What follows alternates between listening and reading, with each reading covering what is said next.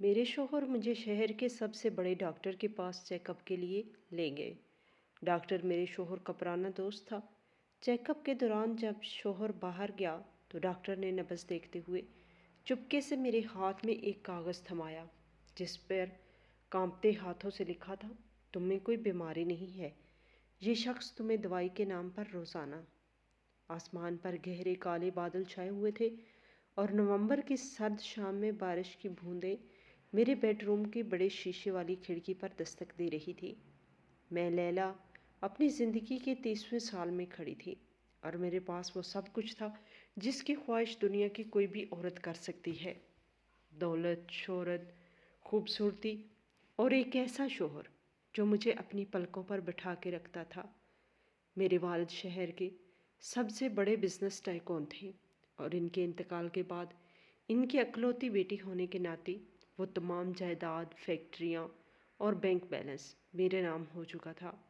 میں نے کبھی دکھ یا تکلیف کا ذائقہ نہیں چکھا تھا، سوائے ایک محرومی کے جو پچھلے 2 سالوں سے میرے دل میں ناسور بن کر پل رہی تھی، اور وہ محرومی تھی اولاد کی کمی۔ میری کانوں میں بارش کی آواز کے ساتھ ساتھ گھر میں پھیلی ہوئی وہ ویرانی بھی گونج رہی تھی جسے دنیا کا مہنگے سے مہنگا فرنیچر اور سجاوٹ بھی ختم نہیں کر سکتی تھی۔ میں اکثر سوچتی تھی کہ اللہ نے مجھے سب کچھ دیا ہے مگر وہ ایک ننھی سی جان نہیں دی جو مجھے ماں کہہ کے پکارے۔ میری شادی عاصم سے ہوئی تھی، عاصم جو نہ صرف وجیہ اور خوبصورت تھے بلکہ ان کا اخلاق اور رویہ ایسا تھا کہ مجھے اپنی قسمت پر رشک آتا تھا۔ ہماری لو میرج نہیں تھی بلکہ یہ ایک روایتی رشتہ تھا جو میری والد نے اپنی زندگی میں طے کیا تھا۔ عاصم ایک درمیانے طبقے سے تعلق رکھتے تھے مگر ان کی ذہانت اور قابلیت نے میرے والد کو متاثر کیا تھا، اور شادی کے بعد عاصم نے جس طرح میرا اور میرے بزنس کو سنبھالا وہ قابل تعریف تھا۔ مجھے بزنس کی پیچیدگیوں کی سمجھ نہیں آتی تھی، میں تو آرٹس اور لٹریچر کی طالب علم رہی تھی، مجھے تو صرف پینٹنگز بنانے اور کتابیں پڑھنے کا شوق تھا۔ اسی لیے والد کے بعد جب میں گھبرا گئی تو عاصم نے ایک مضبوط دیوار کی طرح مجھے سہارا دیا۔ انہوں نے کہا تھا، لیلا تم صرف گھر پر اپنی زندگی انجوائے کرو، یہ دفتر، یہ فیکٹریوں کے جھمیلے میں سنبھال لوں گا۔ اور واقعی انہوں نے ایسا ہی کیا۔ وہ صبح سویرے نکلتے اور رات کے گھر لوٹتے، لیکن اس شدید مصروفیات کے باوجود وہ میرے لیے وقت نکالنا کبھی نہیں بھولتے تھے۔ میرا خیال رکھنا، میری چھوٹی چھوٹی خواہشوں کو پورا کرنا ان کی زندگی کا جیسے مقصد تھا۔ لیکن آج کل میں ان کی آنکھوں میں ایک چھپی ہوئی اداسی دیکھ رہی تھی، اور میں جانتی تھی کہ اس اداسی کی وجہ میں ہوں، یعنی میرا بھانج پن۔ شادی کے پہلے سال تو ہم نے سوچا کہ ابھی جلدی کیا ہے، لیکن جب دوسرا سال شروع ہوا اور ہماری گود ہری نہ ہوئی تو مجھے تشویش ہونے لگی۔ میں نے کئی ڈاکٹرز کو دکھایا، کئی ٹیسٹ کروائے، سب کا کہنا تھا کہ بظاہر سب ٹھیک ہے، بس کچھ ہارمونل مسائل ہیں جو وقت کے ساتھ ٹھیک ہو جائیں گے۔ لیکن وقت گزرتا جا رہا تھا اور میرا آنگن ویران تھا۔ میں کھڑکی کے پاس کھڑی انہی سوچوں میں گم تھی کہ پیچھے سے قدموں کی آہٹ آئی، اور پھر 2 مضبوط بازوؤں نے مجھے اپنے حصار میں لے لیا۔ یہ عاصم تھے۔ ان کے وجود کی مانوس خوشبو نے میرے اعصاب کو پرسکون کر دیا۔ انہوں نے نرمی سے میرے کندھے پر سر رکھا اور سرگوشی کی، کیا ہوا میری جان؟ اور پھر وہی اداسی۔ میں نے کتنی بار کہا ہے تم ان باتوں کو سوچ کر خود کو ہلکان مت کیا کرو۔ میں نے مڑ کر ان کی طرف دیکھا، ان کے چہرے پر تھکاوٹ تھی مگر آنکھوں میں وہی بے پناہ محبت تھی۔ میں ان کے سینے پر سر رکھ کر اور روحاں لہجے میں کہا، عاصم میں کیا کروں؟ مجھ سے یہ خالی گھر کاٹ کھانے کو دوڑتا ہے، مجھے یہاں بچوں کی کلکاریاں چاہیے، میں آپ کو باپ بنتا دیکھنا چاہتی ہوں۔ عاصم نے میرے آنسو پونجے اور مجھے صوفے پر بٹھایا۔ انہوں نے میرے ہاتھ اپنے ہاتھوں میں لیے اور بہت پیار سے سمجھاتے ہوئے کہا، لیلا تم جانتی ہو نا کہ میرے لیے تم سے بڑھ کر کوئی چیز نہیں ہے۔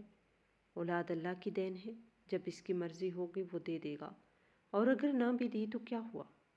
ہم دونوں ایک دوسرے کے لیے کافی نہیں ہیں؟ ان کی ان باتوں سے مجھے عارضی تسلی تو مل جاتی تھی، مگر دل کا بوجھ کم نہیں ہوتا تھا۔ مجھے لگتا تھا کہ عاصم صرف میرا دل رکھنے کے لیے یہ سب کہتے ہیں، ورنہ مرد کو تو اپنی نسل چلانے کی خواہش ہوتی ہے۔ اور پھر پچھلے 1 سال سے عاصم نے میری اس پریشانی کا حل نکالنے کی جو کوشش شروع کی تھی، وہ ان کی محبت کا سب سے بڑا ثبوت تھا۔ مجھے یاد ہے وہ رات جب وہ گھر آئے تو ان کے چہرے پر ایک امید کی چمک تھی۔ انہوں نے جیب سے ایک چھوٹی سی ڈبی نکالی تھی جس پر کوئی لیبل نہیں تھا، اور کہا تھا، لیلا، آج میں نے اپنے ایک بہت پرانے دوست سے بات کی ہے جو امریکہ میں بہت بڑا ڈاکٹر ہے۔ اس نے مجھے خاص امپورٹڈ میڈیسن بھیجی ہے۔ اس نے کہا ہے کہ یہ ہارمونز کو بیلنس کرنے کے لیے دنیا کی بہترین دوا ہے، اور اس کے رزلٹس 100% ہیں۔ میں نے وہ ڈبی امید بھری نظروں سے دیکھی تھی، جیسے وہ ڈبی نہیں بلکہ الادین کا چراغ ہو۔ عاصم نے کہا تھا، بس شرط یہ ہے کہ یہ دوا تمہیں روزانہ رات کو سونے سے پہلے کھانی ہوگی اور ایک بھی ناکہ نہیں کرنا ہوگا۔ میں نے اسی وقت حامی بھر لی تھی۔ اس دن سے لے کر آج تک پورا 1 سال ہو چکا تھا۔ عاصم روزانہ رات کو خود اپنے ہاتھ سے گرم دودھ کا گلاس اور وہ گولی مجھے دیتے تھے۔ وہ کبھی نہیں بھولتے تھے، چاہے وہ کتنے ہی تھکے ہوئے ہوں یا گھر کتنی ہی دیر سے آئیں۔ ان کا پہلا سوال یہی ہوتا تھا، لیلا، دوائی کھائی؟ اور اگر میں نے نہ کھائی ہوتی تو وہ خود کچن میں جا کر دودھ گرم کرتے اور مجھے گولی کھلاتے۔ ان کی یہ کیئر دیکھ کر میری آنکھیں بھر آتی کہ دنیا میں ایسا شوہر کہاں ملتا ہے جو اپنی بیوی کی بیماری اور علاج کا اتنا خیال رکھے۔ کئی بار مجھے اس گولی کو کھا کر عجیب سی تھکاوٹ اور چکر محسوس ہوتے تھے۔ میں نے عاصم سے شکایت بھی کی کہ عاصم، جب سے یہ دوائی شروع کی ہے میرا وزن بڑھ رہا ہے اور طبیعت بوجھل رہتی ہے، تو وہ مسکرا کر میرے ماتھے پہ بوسہ دیتے اور کہتے، میری بھولی لیلا، یہ دوائی کا اثر ہے۔ اس کا مطلب ہے کہ دوائی کام کر رہی ہے، تمہارا جسم ماں بننے کے لیے تیار ہو رہا ہے، تھوڑی سی تکلیف تو برداشت کرنی پڑے گی نا۔ اور میں ان کی باتوں پہ یقین کر لیتی، کیونکہ مجھے عاصم پر اندھا اعتماد تھا۔ مجھے لگتا تھا کہ یہ شخص میری جان لے سکتا ہے مگر مجھے دکھ نہیں دے سکتا۔ لیکن مسئلہ یہ تھا کہ 1 سال گزرنے کے باوجود کوئی خوشخبری نہیں ملی تھی۔ ہر مہینے کے آخر میں جب مجھے اپنی امید ٹوٹتی ہوئی محسوس ہوتی تو میں ڈپریشن میں چلی جاتی۔ میں کمرے میں بند ہو کر روتی اور عاصم مجھے گھنٹوں تسلی دیتے۔ وہ کہتے، کوئی بات نہیں، شاید اگلے مہینے، شاید اللہ ہمارا امتحان لے رہا ہے۔ مگر اب میرے صبر کا پیمانہ لبریز ہو چکا تھا۔ میں سے انتظار اور امید و بیم کی کیفیت سے تھک چکی تھی۔ آج صبح میں نے عاصم سے بہت سخت لہجے میں بات کی تھی۔ میں نے کہا تھا، عاصم، بس بہت ہو گیا ہے، میں اب ان گولیوں پر انحصار نہیں کر سکتی، مجھے کسی اسپیشلسٹ کے پاس جانا ہے، مجھے پراپر ٹریٹمنٹ چاہیے۔ عاصم پہلے تو ٹال مٹول کرتے رہے کہ لیلا، یہ ڈاکٹر صرف پیسے لوٹتے ہیں، ان کے پاس کچھ نہیں ہوتا، یہ دوائی بیسٹ ہے۔ مگر جب میں نے رونا شروع کر دیا اور کھانا پینا چھوڑ دیا تو وہ ہار مان گئے۔ شام کو جب وہ گھر آئے تو انہوں نے بتایا کہ انہوں نے شہر کے سب سے بڑے گائناکولوجسٹ اور فرٹیلیٹی اسپیشلسٹ ڈاکٹر سمیر سے اپائنٹمنٹ لے لی ہے۔ ڈاکٹر سمیر کا نام میں نے بھی سن رکھا تھا، وہ بہت مشہور تھے۔ عاصم نے بتایا کہ اتفاق سے سمیر ان کا بہت پرانا دوست بھی ہے اور اس سے بہتر ڈاکٹر کوئی نہیں ہو سکتا۔ میں یہ سن کر بہت خوش ہوئی کہ چلو اب کسی ماہر کے پاس جا رہے ہیں۔ بارش تھم چکی تھی۔ عاصم نے مجھے تیار ہونے کا کہا۔ میں نے اپنے لیے ہلکی گلابی رنگ کا سوٹ نکالا جو عاصم کو بہت پسند تھا۔ میں آئینے کے سامنے کھڑی خود کو دیکھ رہی تھی۔ میری آنکھوں کے گرد ہلکے سے ہلکے پڑ گئے تھے، جو شاید مسلسل رونے اور ٹینشن کی وجہ سے تھا۔ مگر عاصم کہتے تھے کہ میں آج بھی اتنی ہی خوبصورت ہوں جتنی شادی والے دن تھی۔ میں نے بال برش کیے اور عاصم کمرے میں داخل ہوئے۔ انہوں نے تیار ہو کر سیاہ رنگ کا سوٹ پہنا ہوا تھا جس میں وہ بہت پرکشش لگ رہے تھے۔ انہوں نے مجھے آئینے میں دیکھا اور پیچھے سے آ کر میرے گلے میں ایک باریک سی سونے کی چین پہنا دی۔ میں چونکی۔ یہ کیا ہے؟ انہوں نے مسکرا کر کہا، یہ گڈ لک چارم ہے۔ آج ہم ڈاکٹر کے پاس جا رہے ہیں۔ میرا دل کہتا ہے کہ اب سب ٹھیک ہو جائے گا۔ ان کی اس محبت پر میرا دل پسیج گیا۔ میں نے پلٹ کر ان کے ہاتھ چوم لیے۔ عاصم، آپ اتنے اچھے کیوں ہیں؟ میں نے آپ کو کچھ نہیں دیا سوائے پریشانی کے، اور آپ پھر بھی مجھ سے اتنی محبت کرتے ہیں۔ عاصم کی آنکھوں میں ایک عجیب سی چمک تھی جسے میں اس وقت سمجھ نہیں سکی۔ انہوں نے میرا ماتھا چوما، میرا چہرہ ہاتھوں میں لے کر کہا، لیلا، محبت لینا دینا نہیں ہوتی، بس ہوتی ہے، اور تم میری ذمہ داری ہو۔ تمہاری خوشی میری خوشی ہے۔ چلو اب دیر ہو رہی ہے۔ ہم گاڑی میں بیٹھے تو ڈرائیور نے گاڑی سٹارٹ کی۔ باہر کی سڑکیں بارش کے پانی سے گیلی تھی اور اسٹریٹ لائٹس کا عکس پانی میں جھلملا رہا تھا۔ گاڑی میں ہلکی ہلکی موسیقی چل رہی تھی۔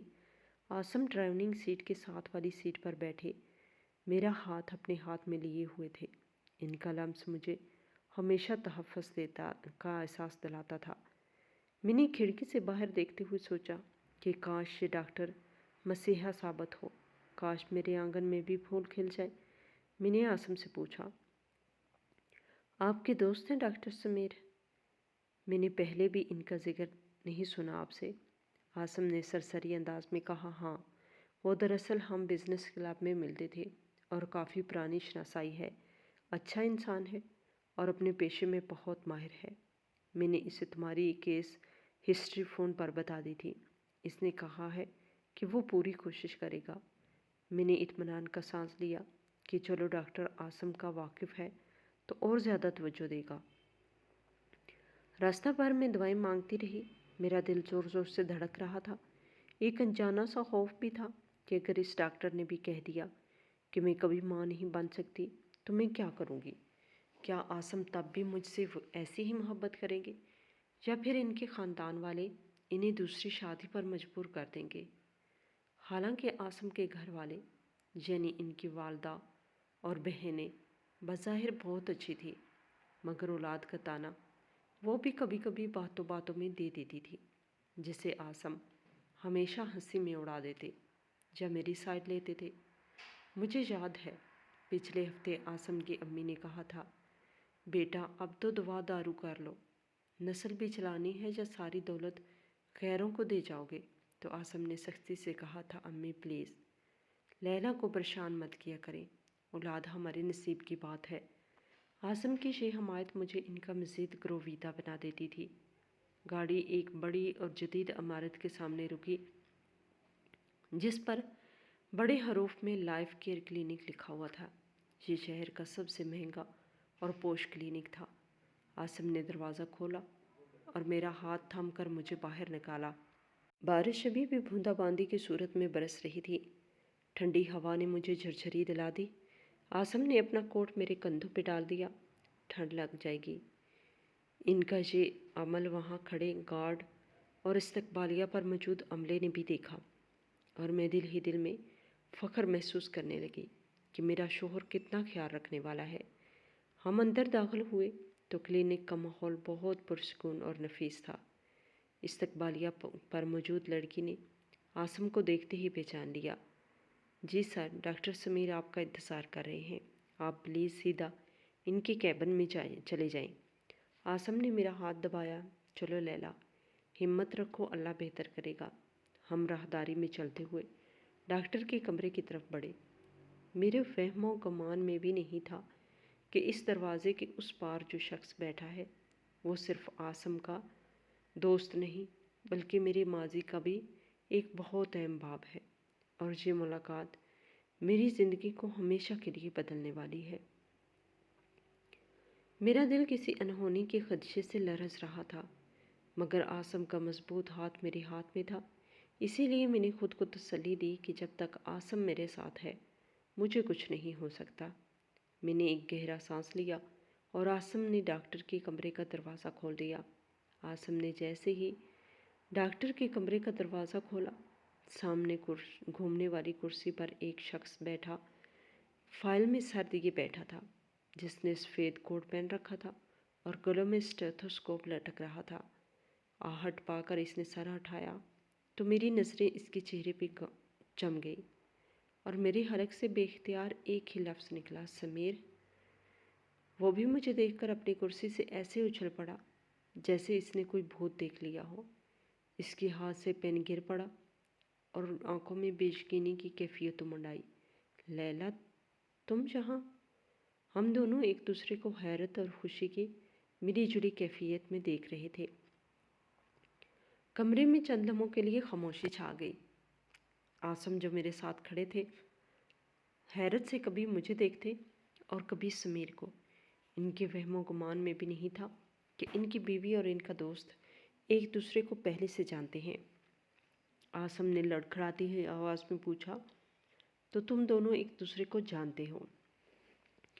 समीर ने खुद को संभाला और अपनी मेज़ के गिर्द घूमकर हमारे करीब आया। इसके चेहरे पर एक वसी मुस्कुराहट थी, मगर इसकी आंखों में माजी की कुछ परछाइयाँ थीं। इसने कहा, अरे आसम, ये तुम क्या पूछ रहे हो? लैला मेरी कॉलेज फेलो थी। हम 4 साल एक ही क्लास में रहे हैं, बल्कि ये यूनिवर्सिटी की सबसे ज़हीन स्टूडेंट थी। मुझे यकीन नहीं आ रहा कि दुनिया इतनी छोटी है। आसम की बीवी तुम हो लैला? मैं भी अपनी हैरत पर काबू पाने की कोशिश कर रही थी। मेरे लबों पर मुस्कुराहट आ गई। हाँ समीर, कितना अरसा गुजर गया, 5 साल हो गए शायद। मैंने सुना था तुम डॉक्टर बन रही हो, मगर इतने बड़े डॉक्टर बन जाओगे और आसम के दोस्त निकलोगे, ये मैंने कभी नहीं सोचा था। समीर ने हमें बैठने का इशारा किया। बैठो बैठो प्लीज़, खड़े क्यों हो? हम दोनों कुर्सियों पर बैठ गए, मगर मैंने नोट किया कि आसम के चेहरे का रंग उड़ चुका था। इनकी पेशानी पर बारीक पसीने के कतरे चमक रहे थे और वो बार बार अपने कोट का बटन बंद कर रहे थे और खोल रहे थे, जो इनकी घबराहट की निशानी थी। शायद इन्हें ये इत्तेफाक पसंद नहीं आया था, या शायद वो इस बात से डर रहे थे कि कहीं हमारी पुरानी दोस्ती इनकी अहमियत कम न कर दे। मैंने आसम का हाथ थाम लिया ताकि इन्हें तसल्ली दे सकूं कि वो मेरे लिए सबसे अहम है। समीर अपनी कुर्सी पर बैठ गया और इसने पानी का गिलास पीकर खुद को पुरसकून किया। इसकी नज़रें आसम पर जम गई और फिर मेरी तरफ देखी। तो लैला, सुनाओ, कैसी गुजर रही है ज़िंदगी? मैंने सुना था तुम्हारी शादी हो गई है, मगर ये नहीं मालूम था कि मेरे ही दोस्त से हुई है। आसम तो मेरा बिज़नेस क्लब का दोस्त है, हमारी मुलाकातें वही होती हैं। इसने कभी तुम्हारा नाम नहीं लिया, बस ये बताता था कि अपनी बेगम से बहुत प्यार करता है। मैंने फ़ख्र से आसम की तरफ देखा और कहा, हाँ समीर, मैं बहुत खुशकिस्मत हूँ। आसम जैसा शोहर नसीब वालों को मिलता है। उन्होंने मुझे कभी किसी चीज़ की कमी नहीं होने दी। मेरे वालिद के बाद उन्होंने जिस तरह मुझे और मेरे बिज़नेस को संभाला है, मैं अल्फाज में बयान नहीं कर सकती। बस मेरी आवाज़ धीमी हो गई और वो पुरानी उदासी फिर से लौट आई। बस एक कमी है समीर, जिसके लिए आज हम तुम्हारे पास आए हैं। समीर का चेहरा संजीदा हो गया। वो एक बेहतरीन डॉक्टर के रूप में आ गया। हाँ, आसम ने मुझे बताया था केस के बारे में, मगर मुझे मालूम नहीं था कि मरीज़ा तुम हो। बताओ क्या मसला है? मैंने आसम की तरफ देखा, जो अब भी बहुत बेचैन लग रहे थे। वो कुर्सी के किनारे पर बैठे थे और इनकी नज़रें समीर से चुरा रहे थे। मैंने समीर की तरफ देखकर कहा, तुम तो जानते हो आसम कितने केयरिंग है। पिछले 2 साल से हम औलाद की कोशिश कर रहे हैं, मगर कोई नतीजा नहीं निकला। मैं तो शायद हार मान लेती, मगर ये आसम ही है जिन्होंने मुझे हिम्मत दी और मुझसे भी ज़्यादा बेताब है कि हमारे घर में बच्चे की कलकारी खूंजे। पिछले 1 साल से ये तुम्हारे पास से ही तो कोई मेरे लिए दवाई ला रहे थे। ये सुनते ही समीर के हाथ में पकड़ा हुआ पेपर वेट हल्का सा लर्जा। इसने चौंक कर आसम की तरफ देखा और फिर मुझसे पूछा, क्या कहा तुमने? मेरे पास से दवाई ला रहे हैं? मैंने मासूमियत से कहा, हाँ, वही इम्पोर्टेड गोलियाँ जो तुम आसम को देते थे कि हार्मोन्स बैलेंस हो जाएंगे। आसम रोज़ रात को अपने हाथ से मुझे वो गोली खिलाते हैं। मजाल है कि एक दिन भी नागा करें। इतना ख्याल तो कोई माँ भी अपने बच्चे का नहीं रखती जितना ये मेरा रखते हैं। ये कहते हैं कि समीर मेरा दोस्त है और इसने गारंटी दी है कि इस दवाई से उम्मीद लग जाएगी। मेरे ये अल्फाज कमरे में किसी बम की तरह गिरे। मुझे तो एहसास नहीं हुआ, मगर समीर का चेहरा पत्थर का हो गया। इसकी आंखों में एक ऐसी चमक आई जिसे मैं समझ ना सकी वो गुस्सा था, हैरत थी या दुख था। इसने एक गहरी नज़र आसम पर डाली। आसम का चेहरा अब जर्द पड़ चुका था और वो पूरी तरह बौखला गए थे। उन्होंने फ़ौरन बात काटने की कोशिश की। अरे समीर, वो मैं लैला को बता रहा था, मैं तुमसे मशवरा करके लाता हूँ दवाइयाँ। समीर ने आसम को घूरा, मगर फिर फ़ौरन अपने तसरात छुपा लिए।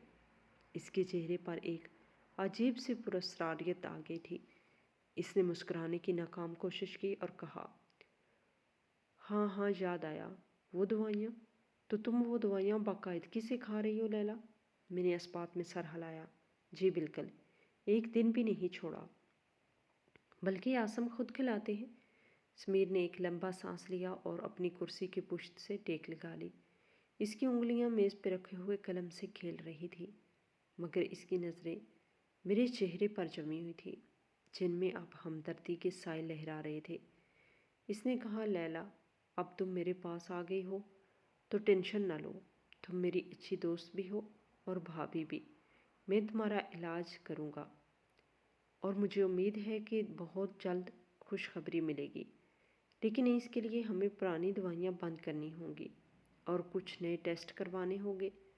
आसम ने सुख का सांस लिया, जैसे इसकी जान में जान आई हो कि समीर ने भरम रख लिया।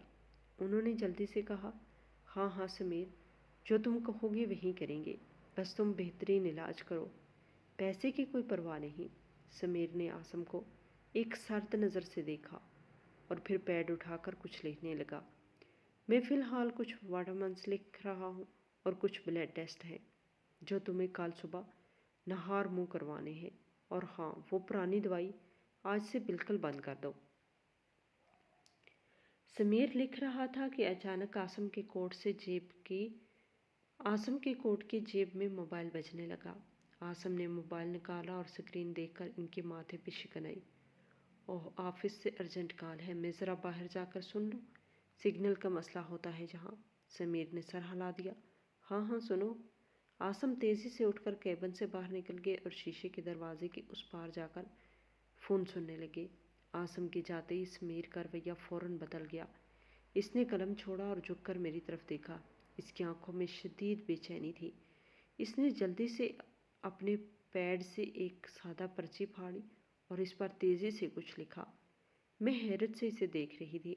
समीर को क्या हुआ? तुम इतने परेशान क्यों लग रहे हो? इसने अपने ओंठों पे उंगली रखकर मुझे खामोश रहने का इशारा किया और शीशे के दरवाजे की तरफ देखा, जहाँ आसम पीठ किए खड़े फ़ोन पर मसरूफ़ थे। समीर ने वो पर्ची मेरी तरफ बढ़ाई और दबी आवाज़ में कहा, लैला, ये रख लो, इसे छुपा लो जल्दी से, मैं बौखला गई। ये क्या है? और आसम से छुपा कर क्यों? समीर ने सख्ती से कहा, सवाल मत करो लैला, बस इसे अपने पर्स में डाल लो और आसम को मत बताना कि मैंने तुम्हें कोई अलग से पर्ची दी है। प्लीज़, मेरी दोस्ती का वास्ता। इसके लहजे में ऐसी शिद्दत और इल्तिजा थी कि मैं इनकार न कर सकी। मैंने कांपते हाथों से वो पर्ची उठाई और अपनी मुट्ठी में दबा ली और फिर तेज़ी से अपने पर्स की अंदरूनी जेब में डाल दी। मेरा दिल ज़ोर ज़ोर से धड़क रहा था। ये क्या हो रहा था? समीर मेरे शोहर से छुपकर मुझे क्या देना चाहता है? क्या मेरी बीमारी इतनी ख़तरनाक है कि वो आसम को बताना नहीं चाहता, या कोई और बात है? अभी मैंने पर्ची छुपाई ही थी कि दरवाज़ा खुला और आसम अंदर आ गए। वो पहले से ज़्यादा रिलैक्स लग रहे थे। सॉरी यार, क्लाइंट का फ़ोन था, टाल नहीं सकता था। समीर अब बिल्कुल नॉर्मल हो चुका था। वो दोबारा अपने पैड पर लिख रहा था। कोई बात नहीं, आसम, बिजनेस भी ज़रूरी है।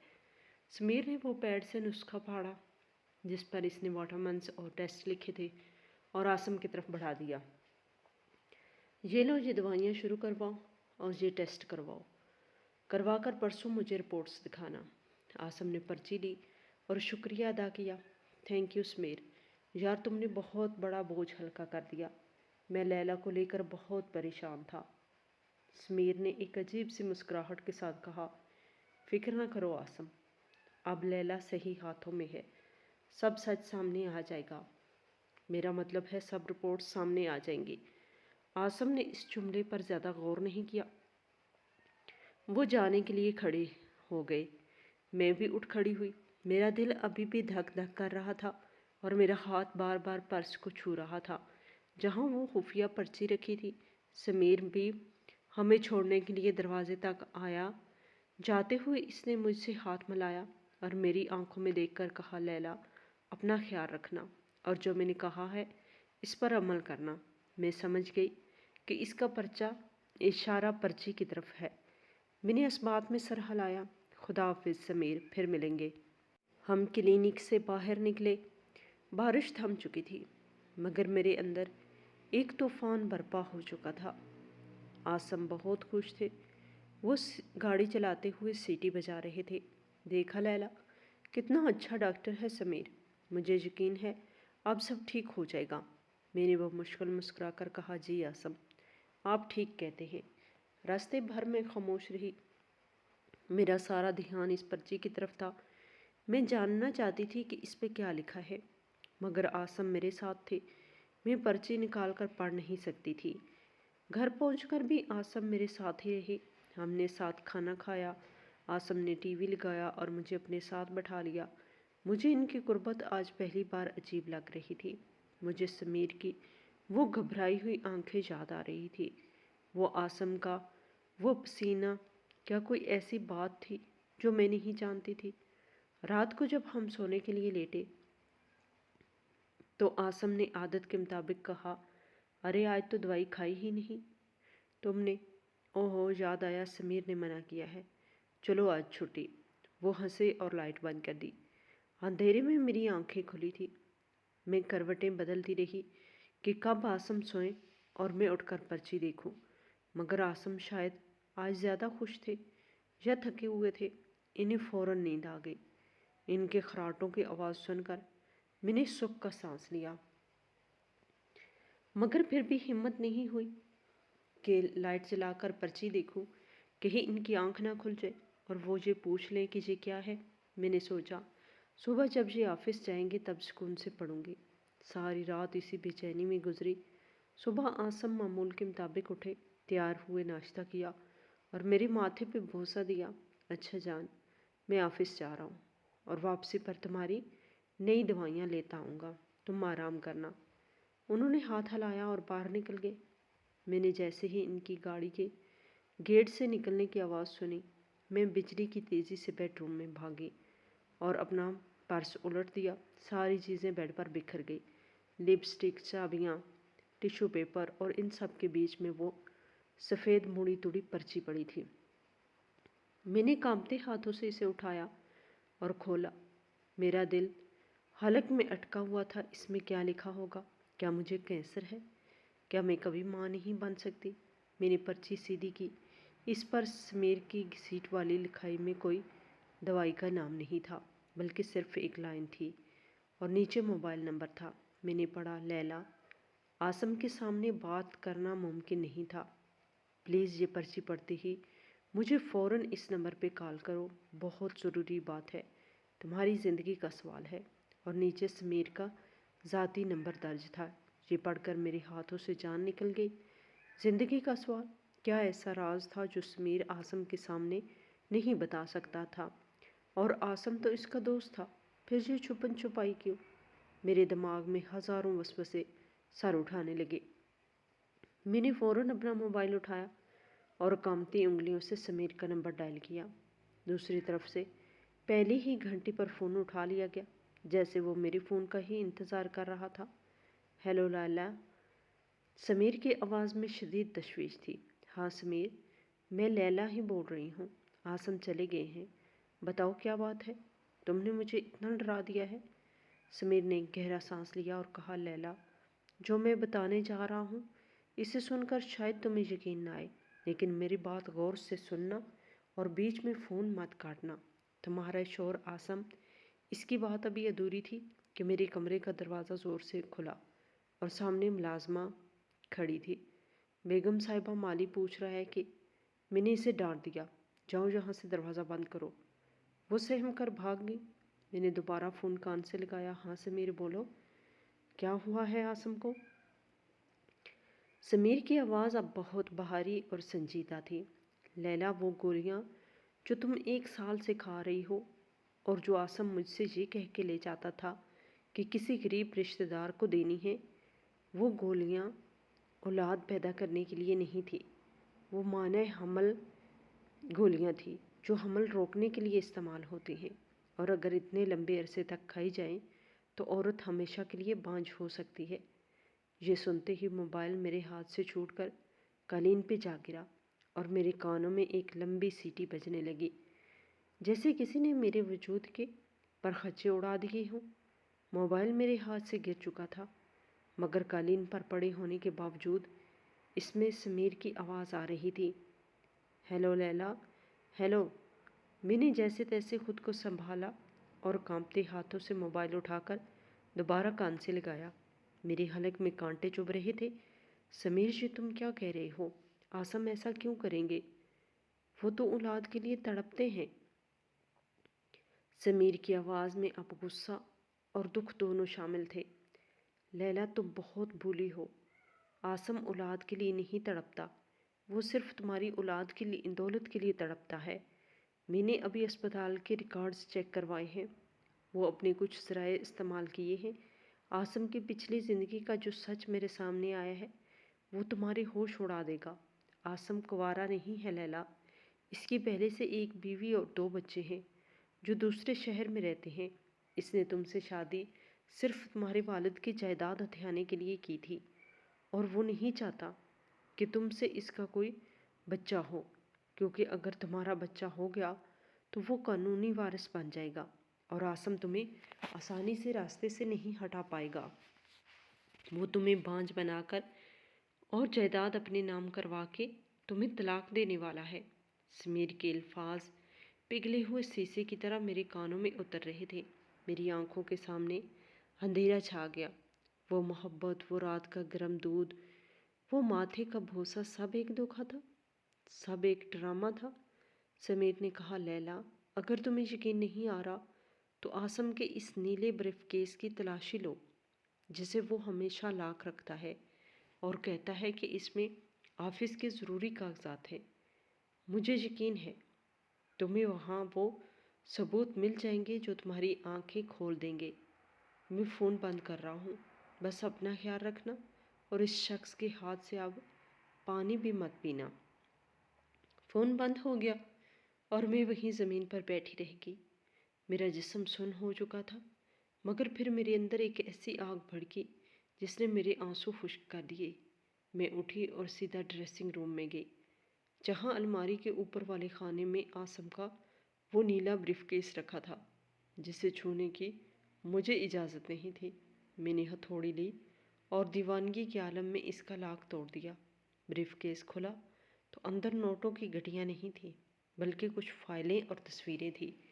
میں نے لرزتے ہاتھوں سے ایک البم اٹھایا۔ اس میں عاصم ایک اور عورت کے ساتھ دلہا بنا کھڑا تھا اور اگلی تصویروں میں وہ 2 بچوں کے ساتھ کھیل رہا تھا۔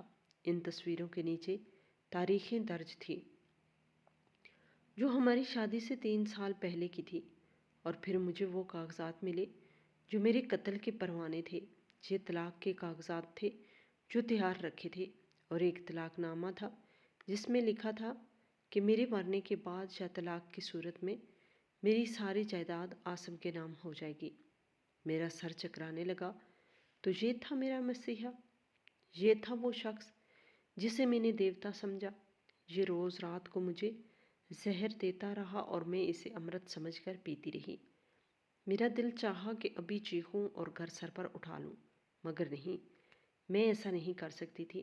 میں نے گہرا سانس لیا اور سب چیزیں واپس رکھ دی اور بریف کیس کو ویسے ہی رکھ دیا جیسے وہ بند ہو۔ اب مجھے وہ کھیل کھیلنا تھا جو عاصم مجھ سے کھیل رہا تھا۔ شام کو جب آسم گھر آئے تو ان کے ہاتھ میں مٹھائی کا ڈبہ تھا اور چہرے پر وہی مصنوعی مسکراہٹ تھی۔ لیلا جان دیکھو، میں تمہاری دوائیاں لے آیا ہوں اور آج ایک بہت بڑی خوشخبری بھی ہے۔ انہوں نے مٹھائی کا ڈبہ میز پہ رکھا اور میرے پاس صوفے پر بیٹھ کے میں نے اپنی نفرت کو مسکراہٹ کے نقاب میں چھپایا اور کہا، کیسی خوشخبری ہے آسم؟ انہوں نے جیب سے کچھ کاغذات نکالے اور کہا، آج فیکٹری کے ٹرانسفر کے معاملات مکمل ہو گئے ہیں۔ بس اس آخری کاغذ پر تمہارے سائن چاہیے تاکہ ٹیکس بچانے کے لیے میں اسے اپنے نام پر ہینڈل کر سکوں۔ تم تو جانتی ہو یہ سب قانونی کارروائی ہے۔ میں نے ان کاغذات کو دیکھا۔ یہ وہی کاغذات تھے جن کا ذکر سمیر نے کیا تھا۔ میں نے مسکرا کر پین اٹھایا اور کہا، آسم آپ جو کہیں گے میں وہی کروں گی، مگر پہلے مجھے وہ دوائی تو دیں، آج کی خوراک ابھی باقی ہے۔ آسم کی آنکھوں میں چمک آ گئی۔ انہوں نے جلدی سے جیب سے وہی پتا نکالا اور پانی کا گلاس میری طرف بڑھایا۔ یہ لو میری جان، مجھے تمہاری یہی ادا تو پسند ہے کہ تم میرا کہا نہیں ٹالتی۔ میں نے وہ گولی ہاتھ میں لی اور گلاس ہونٹوں سے لگایا، مگر پینے کے بجائے میں نے پانی کا بھرا ہوا گلاس آسم کے منہ پر دے مارا اور گولی ان کے چہرے اور مہنگے سوٹ پر بکھر گئی۔ آسم ہکا بکا رہ گئے۔ لیلا، یہ کیا بدتمیزی ہے؟ پاگل ہو گئی ہو کیا؟ میں کھڑی ہو گئی اور اپنی پوری طاقت سے ان کے منہ پہ ایک تھپڑ مارا جس کی گونج پورے کمرے میں پھیل گئی۔ ہاں، میں پاگل ہو گئی تھی جو تم جیسے ناگن کو پالتی رہی۔ میں نے بھاگ کر وہ نیلا بریف کیس اٹھایا اور اسے الٹا کر دیا۔ آسم کے بیوی بچوں کی تصویریں اور طلاق کے کاغذات فرش پر بکھر گئے۔ آسم کا رنگ فک ہو گیا۔ وہ بت بن کر ان تصویروں کو دیکھنے لگے۔ یہ تمہیں کہاں سے ملی؟ وہ ہکلائے۔ یہ میری قسمت تھی آسم، جس نے مجھے تمہاری اصلیت دکھا دی۔ میں نے دہاڑ کر کہا، تم مجھے بانجھ بناتے رہے، تم مجھے اولاد کی امید دلا کر میری کوکھ کا سودا کرتے رہے۔ تمہیں کیا لگا تھا کہ لیلا بیوقوف ہے؟ لیلا اندھی ہو سکتی ہے مگر مردہ نہیں۔ آسم کا چہرہ اب خوفناک ہو چکا تھا۔ انہوں نے نقاب اتار پھینکا۔ ہاں یہ سچ ہے۔ وہ چیخے، مجھے تمہاری دولت چاہیے تھی، تمہاری اولاد نہیں۔ میرے پاس اپنے بچے موجود ہیں، مجھے مزید بوجھ نہیں چاہیے تھا۔ تم تو بس ایک زینہ تھی جسے استعمال کر کے مجھے اوپر جانا تھا، اور اب تم نے یہ سب دیکھ ہی لیا ہے تو جان لو کہ یہ جائیداد تو میں لے کر ہی رہوں گا، چاہے زبردستی ہی سائن کیوں نہ کروانے پڑے۔ وہ میری طرف بڑھے۔ ان کی آنکھوں میں خون اتر آیا۔ میں پیچھے ہٹی مگر ڈری نہیں۔ رک جاؤ آسم، بھول جاؤ کہ تم اس گھر کے مالک ہو۔ اسی لمحے دروازے پر پولیس کے بھاری بوٹوں کی آواز آئی اور انسپکٹر اپنے دستے کے ساتھ اندر داخل ہوا۔ آسم وہی جم گئے۔ ان کے پیچھے ڈاکٹر سمیر بھی کھڑے تھے۔ تم؟ آسم نے سمیر کو دیکھ کر کہا، تم نے غداری کی؟ سمیر آگے بڑھا اور نفرت سے آسم کے منہ پہ تھوکا۔ دوست کا سہارا ہوتے ہیں آسم، قاتل نہیں۔ میں نے تمہاری وہ دوائیاں لیبارٹری ٹیسٹ کروا لی ہیں اور تمہارے خلاف فراڈ اور قتل کی کوشش کا مقدمہ درج ہو چکا ہے۔ پولیس نے آسم کو ہتھکڑی لگا دی۔ آسم چیختا رہا، چلاتا رہا کہ یہ سب جھوٹ ہے، مگر ثبوت فرش پر بکھرے پڑے تھے۔ جب پولیس اسے گھسیٹتے ہوئے لے جا رہی تھی تو میں نے کہا، روکو۔ پولیس رک گئی، آسم کے قریب گئی اور اس کی آنکھوں میں آنکھیں ڈال کر کہا، تمہیں اولاد چاہیے تھی نا، تمہیں وارث چاہیے تھے نا، جاؤ اب جیل کی سلاخوں کو اپنا وارث بناؤ۔ میں نے تمہاری پہلی بیوی کو بھی سب بتا دیا ہے اور وہ بھی تمہارے خلاف گواہی دینے آ رہی ہے۔ تم نے 2 گھر اجاڑے ہیں، اب تمہارا اپنا گھر نہیں رہا۔ آسم کو لے گئی اور گھر میں پھر سے سناٹا چھا گیا، مگر یہ سناٹا ویران نہیں تھا، یہ سکون کا سناٹا تھا۔ سمیر نے میرے کندھے پہ ہاتھ رکھا۔ تم ٹھیک ہو لیلا؟ میں نے آنسو پونجے اور مسکرائی۔ ہاں سمیر، میں ٹھیک ہوں۔ میں نے ایک اولاد کھوئی ہے جو کبھی تھی ہی نہیں، مگر میں نے اپنی زندگی پا لی ہے۔ باہر بارش تھم چکی تھی اور بادل چھٹ چکے تھے۔ میں نے کھڑکی سے باہر دیکھا اور ایک نئی صبح کا سورج نکل رہا تھا جو مجھے بتا رہا تھا کہ اندھیرا چاہے کتنا ہی گہرا کیوں نہ ہو، سویرا ضرور ہوتا ہے۔ ناظرین، آپ کو ہماری آج کی یہ کہانی کیسی لگی؟ کمنٹ باکس میں اپنی رائے کا اظہار ضرور کریں اور ہمارے چینل کو سبسکرائب کریں۔